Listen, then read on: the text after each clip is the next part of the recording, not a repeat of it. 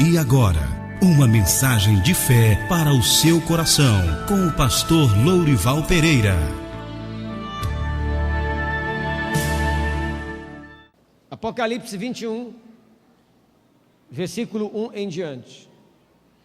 Vi o novo céu e a nova terra, pois o primeiro céu e a primeira terra passaram e o mar já não existe.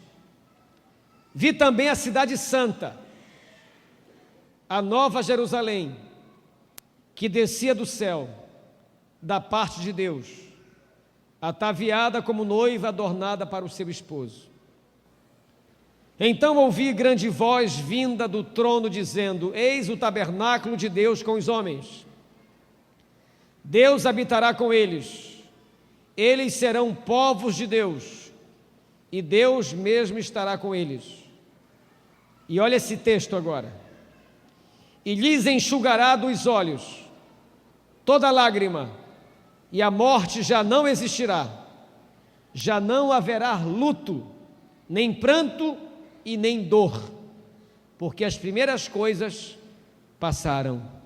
Meus amados, o tema da mensagem de hoje é: onde você passará a eternidade? Pergunta aí para o teu vizinho, se ele morresse hoje, para onde ia a alma dele? Pergunta aí para ele.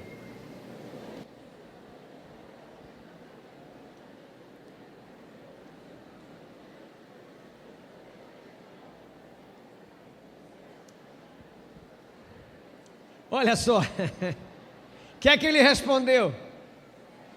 Para onde vai? Para o céu?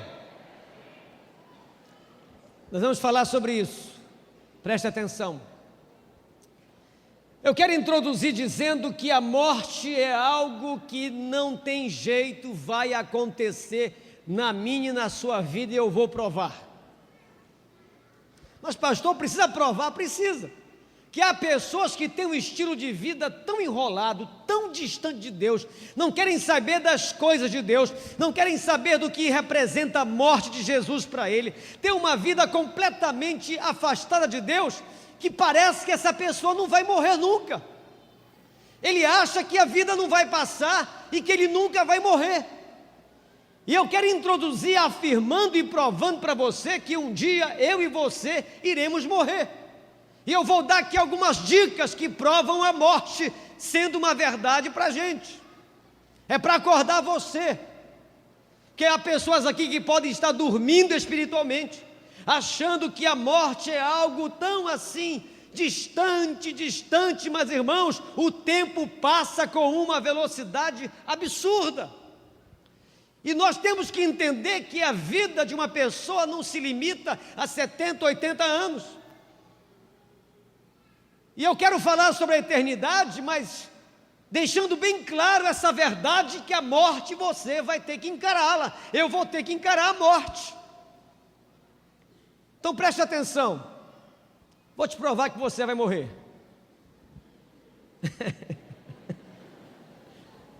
Vai morrer um dia. Os que têm mais aqui de 40 anos, é fácil avaliar que nós estamos a caminho da morte. Vamos orar para que demore. Mas ao pegar no nosso rosto e olharmos no espelho, é claro que nós estamos envelhecendo. É fácil notar que as rugas estão chegando e que a velhice está se aproximando. E não tem jeito, é daqui para a morte. Não tem jeito. Como é aquele filme que nós assistimos? Cadê minha mulher? Vem cá, meu amor. Não me abandone nessa hora difícil. Me dê aqui essa aguinha. Essa mulher é um espetáculo. Aquele filme que nós vimos do cara que ia envelhecendo e depois, o curioso caso de Benjamin Button. Isso. É um filme que é interessante você assistir. É um cara que já nasce velho. Quando a criança nasce, ela está envelhecida. E os tempos vão passando, ela vai ficando jovem. Depois vai passando, vira bebê e morre. Mas até esse cara morreu. Não tem jeito, nós vamos morrer. Isso é um fato. A beleza nossa, com o tempo, vai mostrando que estamos a caminho da morte. Outra coisa que prova a morte, a nossa força. A gente vai envelhecendo e é muito claro notar que a força vai acabando. Eu me lembro que quando eu me converti, com 18 anos de idade, na minha mocidade, lá na igreja, tinha uma bola todo sábado à tarde. Eu ia jogar bola 1h30 da tarde. Chegava e jogava a bola 1h30. Jogava até 6 da tarde. A tarde inteira jogando bola. Chegava da bola, ia para casa, tomava um banho, me aprontava, ia para o culto de jovens. Depois nós íamos passear uma pizzaria, algum aniversário de alguém. E eu voltava para casa inteirão, 18 anos. Beleza. Hoje, se eu for fazer essa loucura, com 45 anos, for jogar de 1h30 da tarde às 6 da tarde, chegar em casa, me aprontar e ir para a igreja, depois de sair, pode esperar que no outro dia estarei hospitalizado. Que eu não tenho mais o mesmo gás, a mesma força muscular, o mesmo preparo físico, quando eu tinha 18 anos, e você também. A nossa força vai acabando, porque a morte um dia vai chegar. Como todos nós aqui vamos morrer, é bom saber para onde a gente vai, onde você vai passar a eternidade, onde eu vou passar a eternidade. E eu estou levantando esse assunto porque essas 2 semanas que se passaram foram semanas interessantes no Brasil. A primeira coisa que o nosso vice-presidente acabou de sair do hospital, foi dar uma entrevista, e ele disse na entrevista dele que ele não tinha medo da morte, e perguntaram para ele por que ele não tinha medo da morte. Ele disse, porque eu não sei o que acontece depois da morte. Olha só, um homem estudioso, um homem importante, mas não sabe o que vai acontecer com ele depois que ele morrer. E também vi essa semana uma entrevista de um líder espírita num programa de televisão importante, e ele dizia para a apresentadora a doutrina espírita, que nós respeitamos, mas nós não concordamos porque não tem nenhum embasamento bíblico. E ele dizia que as pessoas morrem, reencarnam, nasce, paga pecado, e morre, reencarna, nasce, paga os pecados, e morre, reencarnam, nasce, paga os pecados. Mas é tanto pecado, a gente nunca vai parar de pagar esse pecado? E o mundo piora cada vez mais.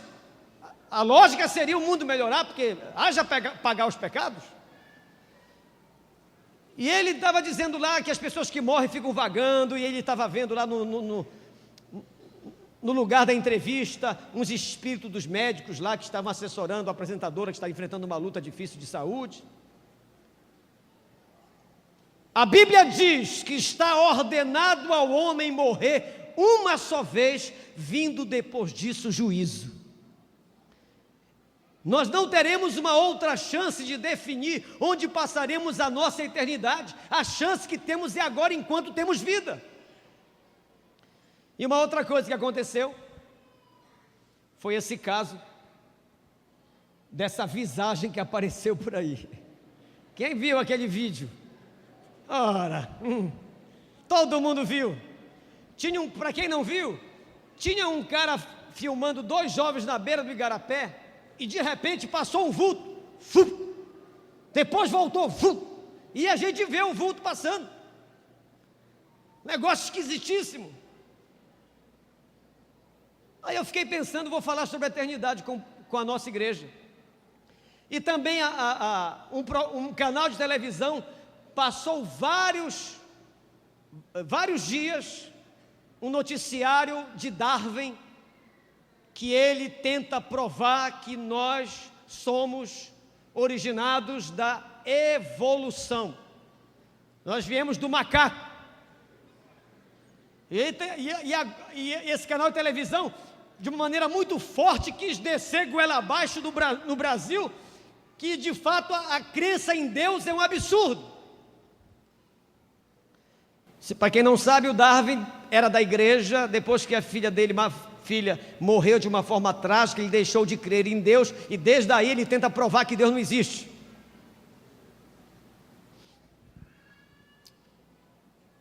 Então, irmãos, o fato é que eu creio na Bíblia Sagrada. Eu creio naquilo que a Bíblia diz. Esse é o manual de Deus para todos nós. E eu quero te falar a respeito da eternidade, embasado nas Sagradas Escrituras, naquilo que Deus deixou para nós. Por isso eu quero que você preste muita atenção, que o texto que lemos fala daquilo que Jesus está preparando hoje para nós. A nova Jerusalém, um lugar de glória, um lugar belo, um lugar onde não vai ter choro, não vai ter pranto, não vai ter dor, onde as coisas se tornarão como eram antigamente, a harmonia do universo que o homem está destruindo. O fato é que eu e você temos que saber para onde vai a nossa alma. Jesus falou que na casa do Pai há muitas moradas, ele tinha que ir para preparar lugar para aqueles que o seguissem e aceitassem como Salvador.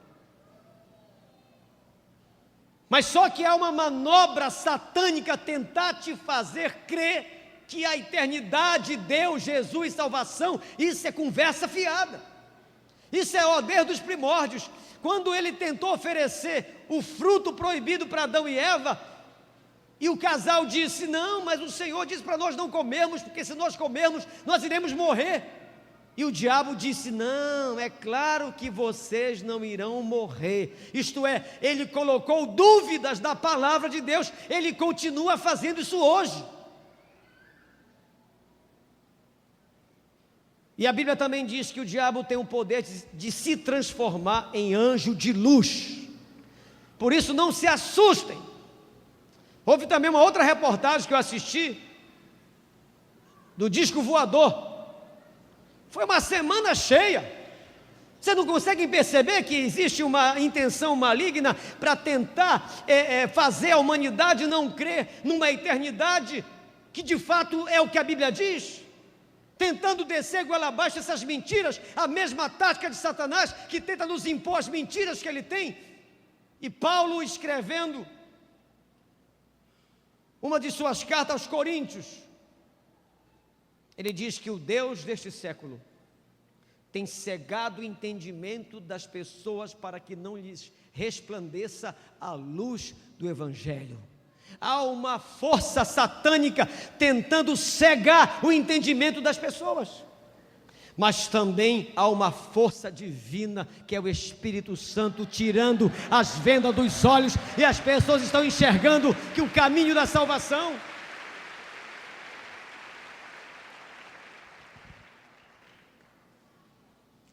Jesus falou algo que vai de encontro a um ditado popular: todos os caminhos levam a Deus. Quem já ouviu isso? Mas Jesus falou diferente: eu sou o caminho, a verdade e a vida. Ninguém vem ao Pai se não for por mim. O caminho da salvação é Jesus, é Cristo Jesus. Ele é o caminho da salvação. Então eu quero resumir o plano de salvação para você passar a eternidade com Cristo na glória. Primeiro, pergunte para a pessoa que está perto de você: você já errou um dia? O que é que ela respondeu? Já, inclusive eu. Então, se você já errou um dia e eu também, nós somos pecadores. Isso está claro. Porque você é um pecador e eu também, nós precisamos de um Salvador. E esse Salvador teria que não ter pecado. Teria que ser um cordeiro que morresse em nosso lugar, que expiasse, que pagasse os nossos pecados, fosse e morresse no nosso lugar. E o único que poderia fazer isso foi Jesus de Nazaré. E ele morreu na cruz, pagou pelos nossos pecados e bradou da cruz: está pago, está consumado. Eu paguei o que precisava ser pago para salvar a humanidade. Terceiro, a humanidade, para ser salva, precisa crer naquilo que ele fez. Não basta saber que ele fez, não basta saber que Jesus morreu por você, você tem que crer que ele morreu